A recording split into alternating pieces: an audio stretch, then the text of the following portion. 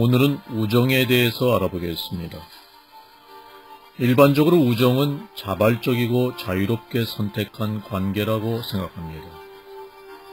이것은 자유롭게 선택하지 못하거나 자발적이지 않은 일에 서로 관계해야 하는 가족과는 대조됩니다. 인간은 본질적으로 사회적 동물이지만 이것은 선택의 문제가 아니고 생존의 문제죠. 이 친화적 상호관계는 사람들 사이에 자기가 존재하고 있는 것을 가치 있게 느끼게 합니다. 우정은 대등한 관계로 생각되며 여기에서 규범은 친구가 자기에게 베풀어준 것에 대해 어떤 형태로든 감사의 표시로 보답하는 것입니다. 시간을 함께 한다는 것은 친구들 서로가 한 무리임을 발견하는 것이죠. 그럼에도 불구하고 친구들이 시간을 함께 하기를 바라는데도 연애관계처럼 일반적으로 개방적이지 않은 우정이 있습니다. 그러나 친구는 일을 부탁하고 물건을 나눠 쓰며 필요할 때 도움을 주는 것을 의미하죠. 이것이 우정에서 얻는 명백한 이익입니다. 친구들의 정서적 지지는 종종 감사의 표시나 도덕적 지지의 형태를 취하는데 이것은 세속적 위기적 상황에서 나타납니다. 우정은 그 기간이 매우 긴 것도 있고 상대적으로 짧은 것도 있습니다. 한 조사에 의하면 노인들의 3분의 2는 전 생애에 걸쳐 우정을 유지해 왔다고 합니다. 나이가 들어가면 기동성, 건강, 정력의 쇠퇴에 대비하기 위해 사회적 지원의 필요성이 증가합니다. 이와 동시에 죽음과 은퇴 그리고 친구들의 이동으로 사회적 연대망의 규모가 줄어들죠. 친구를 가진다는 것이 사람들의 생활을 차이나게 합니다. 가난한 사람을 돕고 사회적 적응력을 키워 고독을 멀리하면서 친구를 가지는 것이 자존을 증진시킬 것입니다. 붓다는 인각 완성을 위해 노력하는 데 도움이 되는 정신적으로 훌륭한 친구를 찾아야 한다고 가르치고 있습니다. 이런 친구는 학의 없이 취약점을 지적해 줄 것이며 붓다의 가르침을 실천하는 데 용기를 불어넣어 주올 것입니다. 이와 같은 친구는 보상을 전혀 바라지 않으며 오로지 상대방의 행복에만 관심을 갖고 있으며 반대로 그 친구에게도 이와 같이 대해줌으로써 서로의 이익을 위해 교류하게 됩니다. 우정의 기초는 신뢰입니다.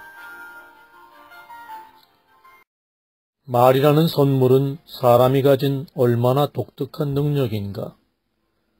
말 못하는 장애인을 보고서 우리는 음성이 표현력을 가진 선물이라는 것을 알게 됩니다.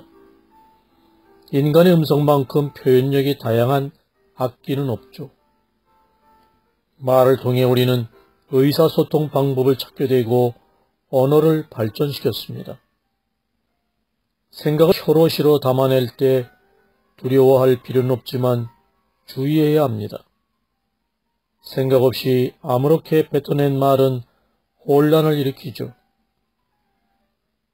모든 언사와 문장 속에서 우리는 불과 몇 개의 문자밖에 사용하지 않지만 이 몇 개의 문자는 놀랍고도 신기하며 철저한 파멸을 불러올 수 있습니다. 말로써 읽기도 하고 얻기도 하며 찬사를 받기도 하고 비난받기도 하며 명성을 얻고 적의도 받으며 행복해지기도 하고 불행해지기도 합니다. 온화한 말씨는 때로는 굳은 마음을 녹이죠. 친절하고 온화한 말씨로 사악하고 거친 많은 사람들을 유순하게 만들 수 있습니다. 불쾌한 언사나 조롱 섞인 웃음은 천성이 착한 사람을 범죄인으로 만들고 친구를 적으로 만듭니다. 말을 할 때 사력 있고 유순하며 나아가 글을 쓸 때 정확하고 신중하면 오해와 불화, 원한은 제거되지 않더라도 조절할 수는 있을 것입니다. 수천 마디의 말, 의미 없는 순전한 수다보다 듣는 사람을 어루만져주는 뜻있는 한마디 말이 더 훌륭하다고 훗다는 말한 적이 있습니다. 말 못하는 짐승도 거친 말은 싫어합니다. 개에게 따뜻한 말을 해주면 감사의 표시로 고리를 흔들고 몸을 뒤흔드는 것을 우리는 알고 있지 않습니까? 세계 인구의 절반을 차지하는 여성이 역사 전반을 통해 큰 차별을 받아왔다는 것은 커다란 수수께끼 중의 하나입니다. 여기에는 여러 가지 요인이 있습니다. 과거의 남성들은 중요한 지위를 차지하고 여성들을 열등한 지위로 내몰았으며 여성이 열등하다는 것을 설명하기 위해 종교적인 이유를 들었죠. 그러나 이러한 차별에 대해 항변하고 행동한 사람들도 있었습니다.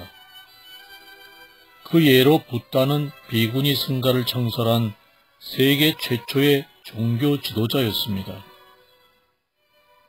여성에 대해 문이 활짝 열리자 당시 각계각층의 여성들에게 즉각 충격을 주었으며 사회적으로 격리된 여성들은 비구니 승가에서 위안을 얻었습니다.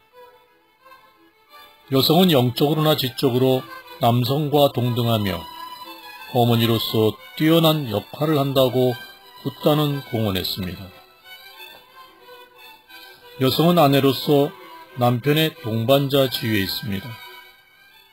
결혼은 부부 상호 간의 사랑, 존경, 이해의 관계이며 상대방에 대한 의무를 성실하게 이행함으로써 결혼 생활은 견고해집니다. 아내로서 자리매김이 분명한 여성은 알뜰하고 책임감 있게 아내로서의 권위와 재량을 적극적으로 발휘하죠. 아내는 한 인간으로 받아들여지고 존경될 뿐 아니라 남편에 대한 이바지로 유일하고도 적극적인 공헌을 하는 동반자로서 남편의 의지처이기도 합니다. 어머니로서의 여성은 당연히 명예롭고 존경을 받으며 어머니의 사회적 지위는 타인이 감히 침범하지 못합니다. 다음 세기 발전된 사회에서 여성은 점차 중요한 역할을 하게 될 것입니다. 사회 각 분야에 걸친 인류의 노력에 여성이 남성과 동등하게 참여할 기회를 갖도록 여성의 역할에 대비할 필요가 있습니다. 그러나 이와 동시에 여성은 가정을 소홀히 하는 일이 없어야 합니다. 어머니로서의 전통적인 자상한 보살핌은 결코 버릴 수 없습니다. 오늘날 우리에게 필요한 것은 남녀 간의 균형을 이루는 것이며 서로가 반목하여 대치하는 일은 없어야 합니다. 이상 담마난다의 행복을 여는 지혜 중에서 여성의 지위에 관한 이야기였습니다.